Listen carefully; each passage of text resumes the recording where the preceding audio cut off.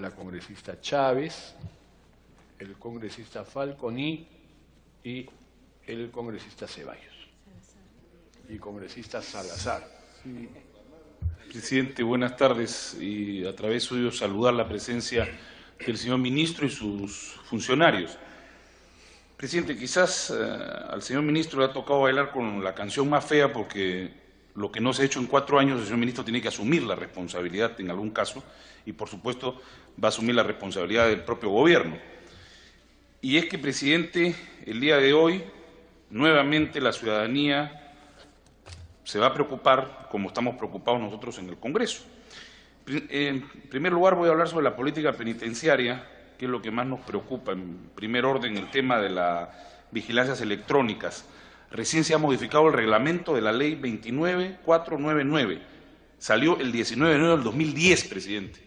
Como si no estuviéramos preocupados por la seguridad ciudadana, por Dios santo, que recién el día 13 de mayo se aprueba este decreto supremo 02-2015, que modifica el reglamento, y actualmente se lo han mandado a las calientas griegas, es decir, a Proinversión, que para nosotros es las calientas griegas, porque ahí es un saco y ahí se acabó el tema. No va a salir hasta el próximo año, y seguramente en 10 años más tendremos recién la implementación de esta vigilancia electrónica. Yo lamento muchísimo las decisiones que se hayan tomado, y además que se hayan demorado 5 años para implementar este reglamento.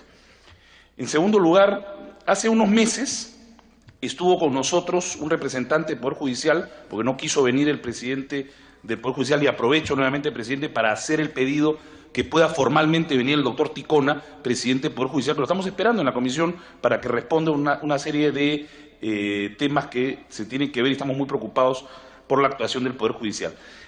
Y el fiscal de la Nación, que estuvo también ese día, señaló algo que por supuesto nos preocupó y nos encrespó a todos. Nos dijo, el Ministerio Público no está aceptando las detenciones preliminares porque no hay capacidad de cárceles en el país, es decir, no hay cárceles en el Perú. Muy bien, y por supuesto que eso nos preocupó. Sin embargo, estamos viendo, presidente, en primer lugar, el tema de las señales radioeléctricas, los famosos bloqueadores de celular. Presidente, desde el mes de octubre del 2014, es decir, estamos a puertas de cumplir un año, se ha realizado un solo penal de Cañete. Si nosotros hacemos hoy una evaluación de los penales más peligrosos y donde se conoce que hay la extorsión, que son el penal de Trujillo, el penal de Chiclayo, el Pixi, hasta el día de hoy no hay un bloqueador de celular.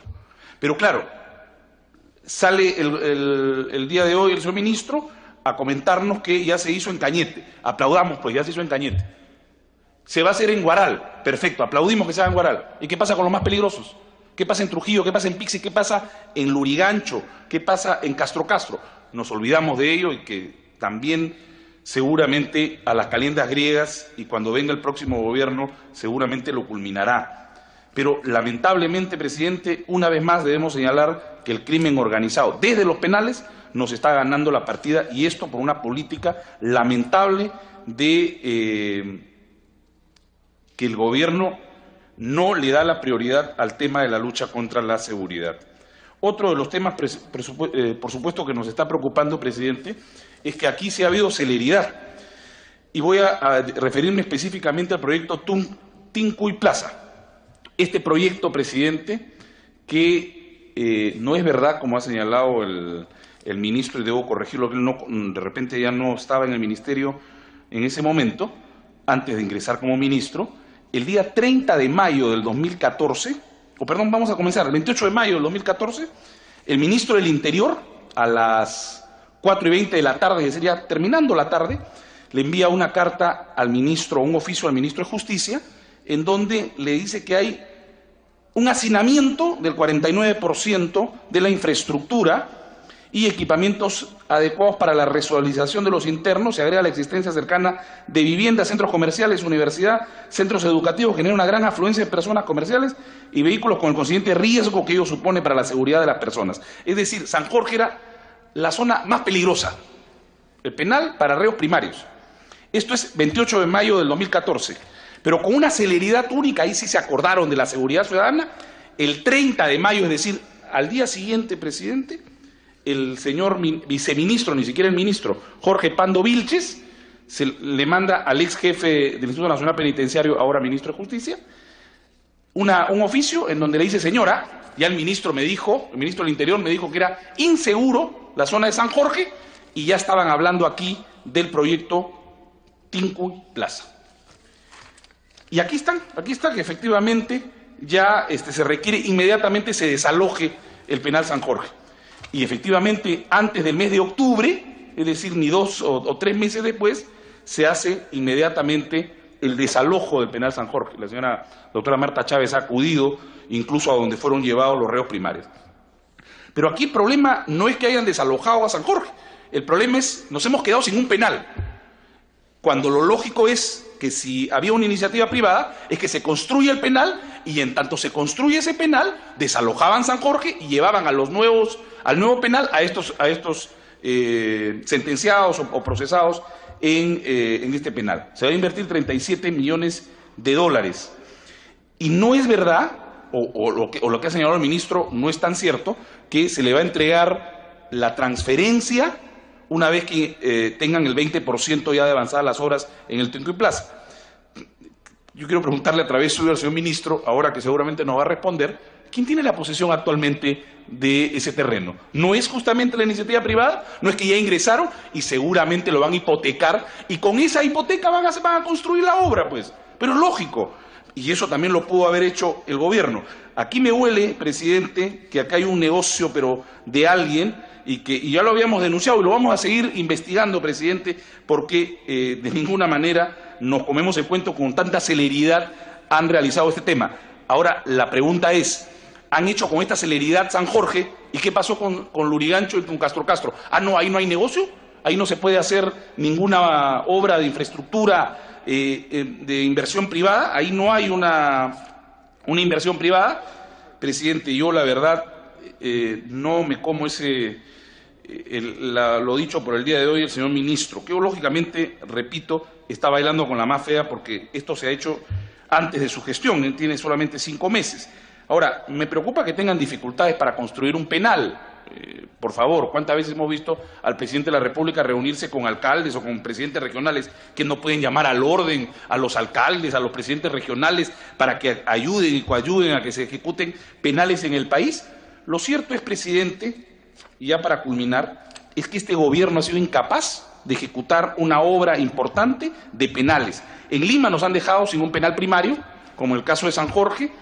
El señor ministro ha dicho que en 24 meses, okay, 2 años, el próximo gobierno, y eso está bien, nosotros pues lo haremos, presidente, el próximo gobierno sí lo va a inaugurar, se va a construir recién los penales de Ica y Arequipa, 6.400 presos, muy bien, el próximo gobierno también lo va a inaugurar, presidente, pero lamentablemente, y vuelvo a recalcar, y ahora voy a tener que darle la razón al fiscal de la Nación, ¿a dónde metemos tantos presos? Si lamentablemente este gobierno ha sido incapaz de tener una política de ejecución de obras de nuevos penales, que obviamente metamos a la cárcel a tanto delincuente que hoy asola los restaurantes, los supermercados y de cualquier otra índole, hasta una niña de 6 años le ponen una pistola en la cabeza y lamentablemente el propio sistema, no solamente la policía hace su chamba de rescatar, digamos, de atrapar a estos delincuentes, lo lleva al Ministerio Público, al Poder Judicial, no cumplen con la ley, no les da la gana de darles detención domiciliaria o detención, preliminar, y lógicamente se escudan en decir no hay cárceles. Entonces, al final, presidente, el crimen tiene la razón, los delincuentes tienen la razón, y aquí, lamentablemente, no hay una política verdadera, certera, en contra o en favor de la lucha contra la seguridad ciudadana. Gracias, presidente. Gracias, congresista Espadaro. Tiene la palabra el congresista Andrade. Gracias, presidente. Saludando al ministro y al equipo que lo acompaña. En cuanto a política penitenciaria, se ve que no hay mucha coordinación entre los funcionarios del gobierno que han pasado y le transmiten la experiencia. Aquí el ministro nos ha venido a decir que de 32.000 presos, llegamos a 76.000 internos y que la situación es insostenible. Seguramente, pero anteriormente el jefe del INPE, el señor Pérez Guadalupe, nos pronosticó que íbamos al final de este gobierno tener 100.000 presos. 100.000 presos pronosticó que íbamos a tener. Y obviamente si él pronosticó 100.000 presos, la pregunta es, ¿dónde están las construcciones que estaban preparando para albergarlos? Pero también es cierto que aquí hay algo que no menciona, la celeridad en la justicia.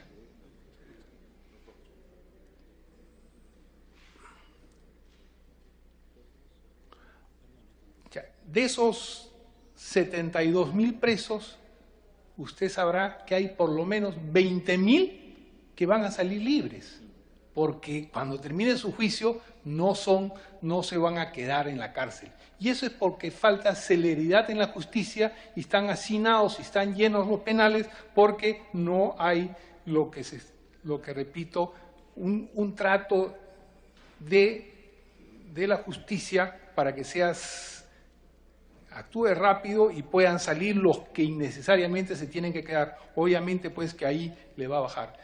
Al ministro Pérez Guadalupe también le dije si ahora que está al otro lado del mostrador, porque antes estaba adentro cuidando a todos los presos, le digo, vas a llegar a cumplir la meta que en algún momento se fijó de 100.000 presos, porque eso es lo que está pidiendo la gente, que metan más presos y que no se queden en las calles. Por eso no hay una política de gobierno que haya hecho este tema en temas de política penitenciaria. Cuando vemos el Observatorio Nacional de Criminalidad, si bien es un avance, pregunto si están contemplando el seguimiento a los fiscales y a los jueces. Fiscales que no hacen que vayan al juez y los liberan, y jueces que alegremente liberan a los que deben estar detenidos. El caso más claro es el de la jueza que liberó a 52 personas que tuvimos que verlo lamentablemente y que sí, hubo celeridad para sacar a la jueza, ¿no? Si nosotros vamos haciendo el seguimiento de los fiscales que son blandengues, ¿no?, por llamarlo de alguna forma, que liberan a todo el mundo y que no se los pasa al juez, y los jueces que liberan a todo el mundo, si vamos haciendo un observatorio de todos los fiscales y todos los jueces, yo creo que vamos a tener mejores resultados en cuanto a un buen observatorio que nos diga pues a quién vamos a seguir promocionando como fiscales o jueces, y obviamente que esa va a ser una muy buena herramienta para el Consejo Nacional de la Magistratura cuando tenga que hacer sus evaluaciones, y nosotros también saber qué está pasando con cada uno de los casos cuando caiga en manos de tal fiscal o tal juez. Esperemos pues si lo tienen ya contemplado o hay que mejorar este Observatorio Nacional de Criminalidad. Gracias, presidente. Gracias, señor ministro. Gracias, señor parlamentario. Tiene la palabra el congresista Delgado.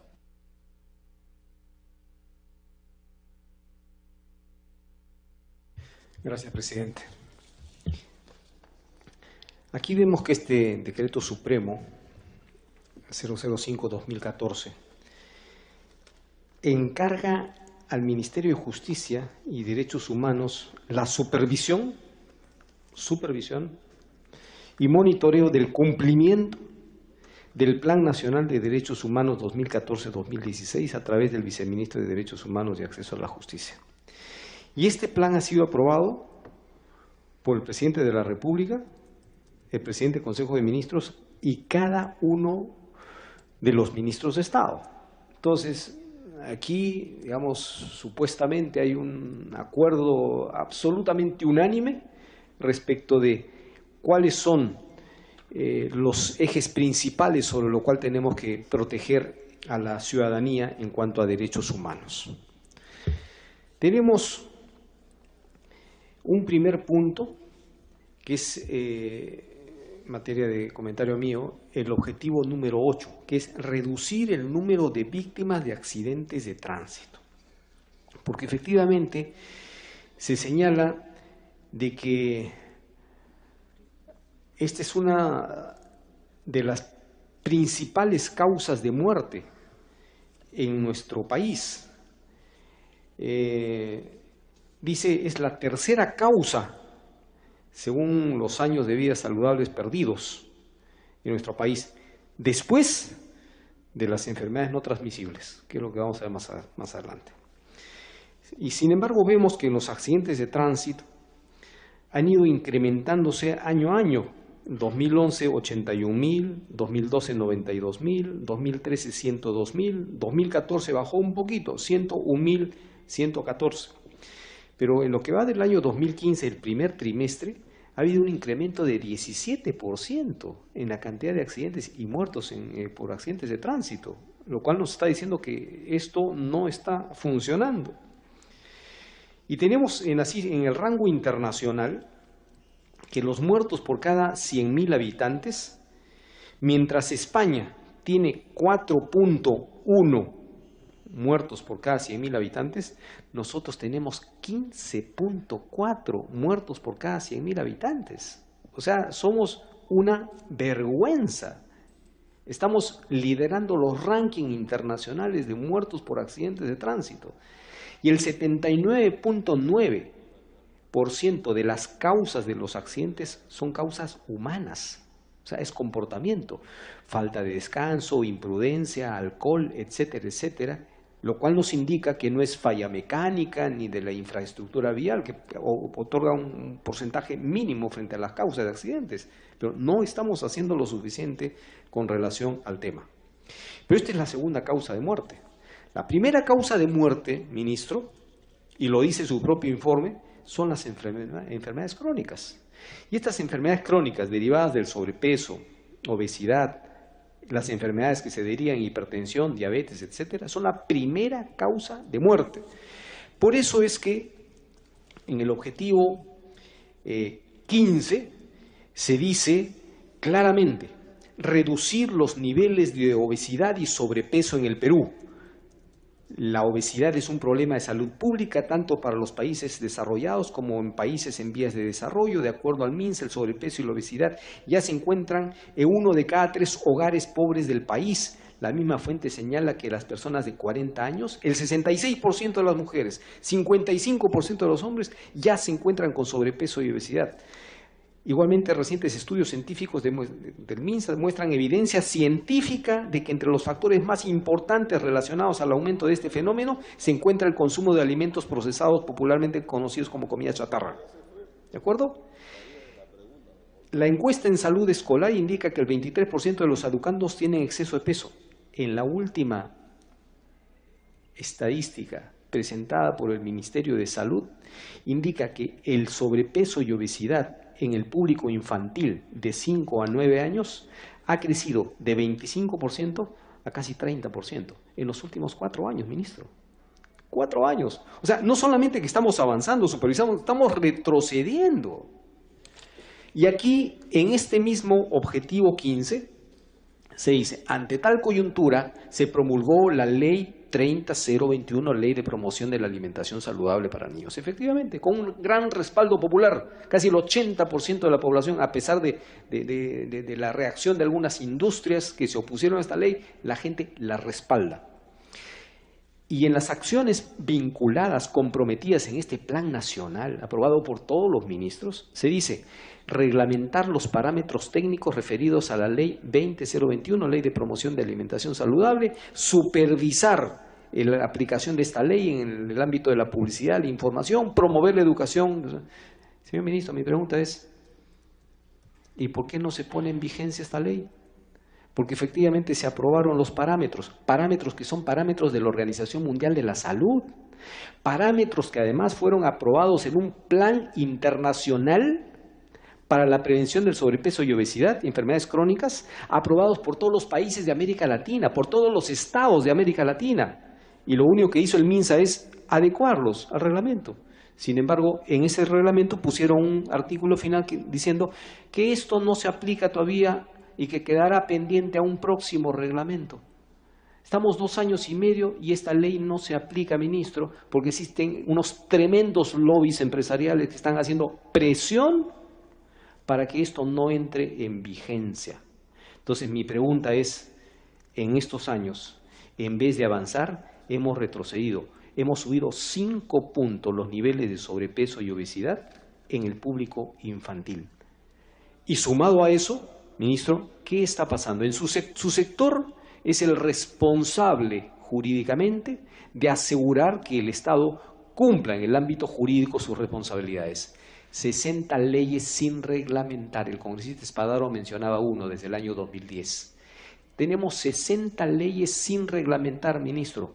¿Cuáles son las sanciones? ¿Cuáles son las sanciones para los ministros o los ministerios que simplemente se burlan del Congreso y utilizan la no reglamentación de algunas leyes que requieren reglamentación a través simplemente de no reglamentarlas, lo cual se constituye en un veto a la ley y en un desacato al Congreso de la República? Yo quisiera que sea puntual respecto del término general de la no reglamentación de las leyes, ministro, pero particularmente de esta en particular. ¿Qué está pasando si todos los ministros estuvieron en teoría de acuerdo y es un documento oficial de obligatorio cumplimiento con metas específicas? Y sin embargo nadie se explica cómo es que, qué presiones hay por dentro para que no se ponga en vigencia la ley de alimentación saludable, que lo único que busca es que el público y los niños estén mejor informados sobre lo que están consumiendo, altos niveles de sal, de sodio, de grasas trans y grasas saturadas. Muchas gracias. Gracias, congresista Delgado. Tiene la palabra la congresista.